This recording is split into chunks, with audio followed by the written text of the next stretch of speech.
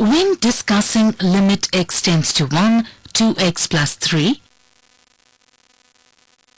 we had seen whether x takes values 0.9, 0.99, 0.999 which are less than 1 and near 1, or whether x takes the values 1.1, 1.01, 1.001 which are greater than 1 and near 1.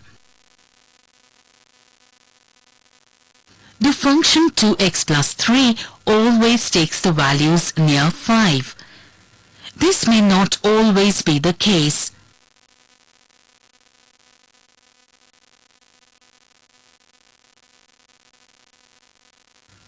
It may happen that when x takes the values near a,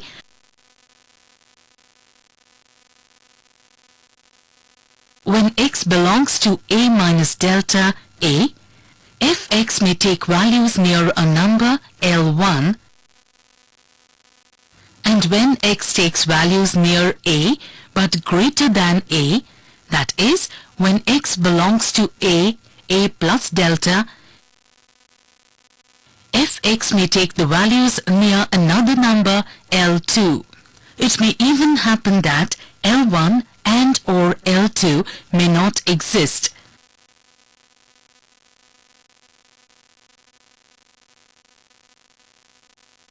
If the domain of f is AB, then x can only take values greater than a, and x can only take values less than b. In such situations, we have to consider the one-sided limits. We first understand this idea with some examples. Let fx is equal to x plus 1 for 0 is less than equal to x is less than 1. Fx is equal to 2x minus 1 for x is greater than equal to 1.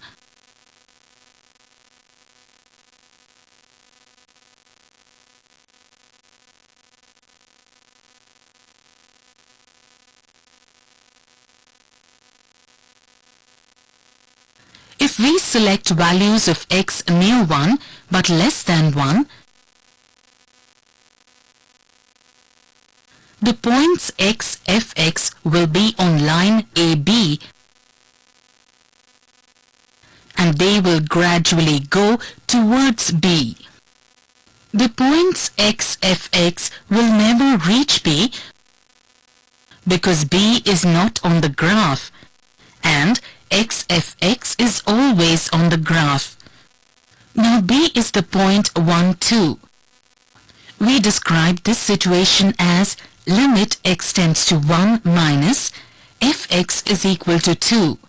The symbol x belongs to 1 minus indicates that x takes the values less than 1 and near 1. If we select values of x near 1 but greater than 1,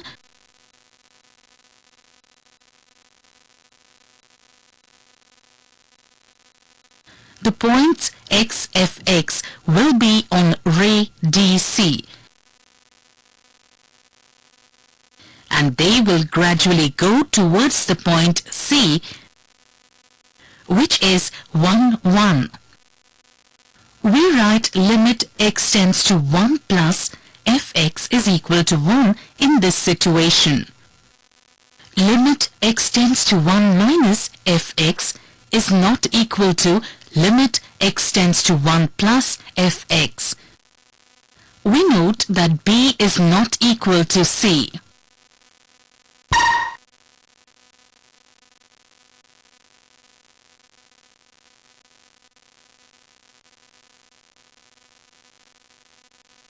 Let fx is equal to x plus 1, x belongs to R.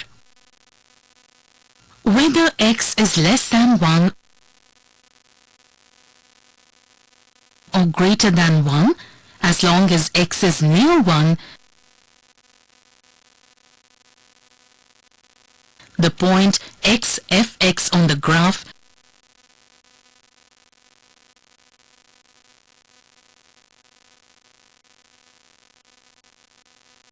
is near the point B, which is 1, 2. So here the limit x tends to 1 minus x plus 1 is equal to 2 is equal to limit x tends to 1 plus x plus 1.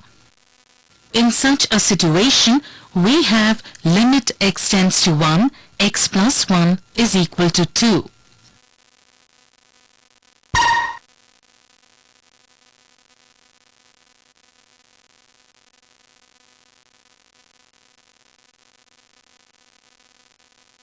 Fx is equal to square root x minus 1.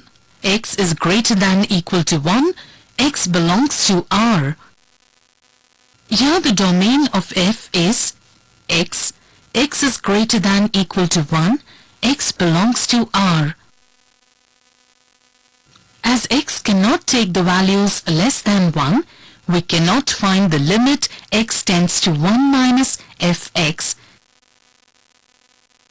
In fact, limit x tends to 1 plus fx is equal to 0. Since limit x tends to 1 minus fx does not exist, limit x tends to 1 fx also does not exist. The left-hand limit. Suppose f is defined on some interval CA. If for every epsilon greater than 0, we can find delta greater than 0 such that x belongs to A minus delta A, x belongs to df, modulus fx minus L is less than epsilon. Then we say that as x tends to A from the left, fx tends to L, or that as x tends to A, the left-hand limit of fx is L. This is written as limit x tends to A minus fx is equal to L. The right-hand limit. Suppose f is defined on some interval AC. If for every epsilon is greater than 0, we can find delta greater than 0 such that x belongs to A plus delta, x belongs to df.